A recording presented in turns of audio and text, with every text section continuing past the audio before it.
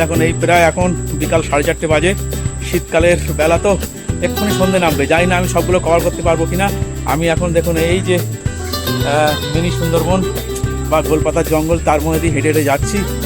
ও এই দেখুন ফাঁকা পুরো, এখন জনমনুষ্য কম, কিছু সামনে কিন্তু লোকজন দেখতে পাচ্ছি।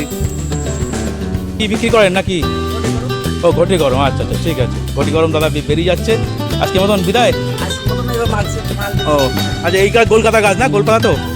আচ্ছা এই দেখুন এই যে এই গাছগুলো কিন্তু এই যে নারকেল পাতার মতন দেখতে, এটাকে বলা হয় কিন্তু এই যে গোলপাতা গাছ। এগুলো দেখুন এই গোলপাতা গাছ, এই যে দেখতে পাচ্ছেন পুরো সব গোলপাতার জঙ্গল। এই দেখুন পিছনটা দেখুন, আমি এই রাস্তা দিয়ে আসলাম আর এই এসে এই জঙ্গলের মধ্যে দিয়ে কিন্তু এই রাস্তাটা, এটা হচ্ছে এটা কিন্তু টাকির মিনি সুন্দরবন।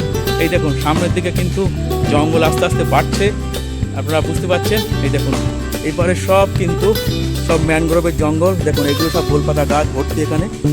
দেখুন এই সব গোলপাতা গাছগুলো এই জন্য অনেকটা কিন্তু সেই নারকেল গাছের মধ্যে দেখতে।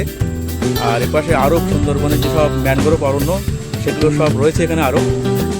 সুন্দরী গড়ান গেওয়া, তার মাঝখান দিয়ে কিন্তু ও সুন্দর এই জায়গাটা। এখানে নিরিবিলি, আপনারা কিন্তু আসলে নিরিবিলি সময় কাটাতে পারবেন। তবে এখানে সময় কিন্তু বিকাল 4:30, তারপরে কিন্তু অ্যালাউ করে না। আর এখানে আসলে এই মিনি সুন্দরবন অবশ্যই আপনারা কিন্তু অরিজিনাল যে কোনো একটা গভর্নমেন্ট ডকুমেন্ট, ভোটার কার্ড বা আধার কার্ড নিয়ে আসবেন। কেন কি বিএসএফ যে ক্যাম্প আছে সেখানে ডকুমেন্ট জমা করে আপনাদের নাম এন্ট্রি করে তারপরে আসতে হবে। আর একটা ব্যাপার, ওরা কিন্তু ওখানে সিরিয়াল নম্বর আপনাকে দেবে, সেই সিরিয়াল নম্বরটা মনে রাখবেন। যখন আবার ফিরে যাবেন তখন কিন্তু ওই নম্বরটা বললে আপনার যে অরিজিনাল ডকুমেন্টটা ফেরত দেবে। তো দেখুন দুপাশে কিন্তু এই জঙ্গল, তার মধ্যে দিয়ে আমি হেঁটে যাচ্ছি।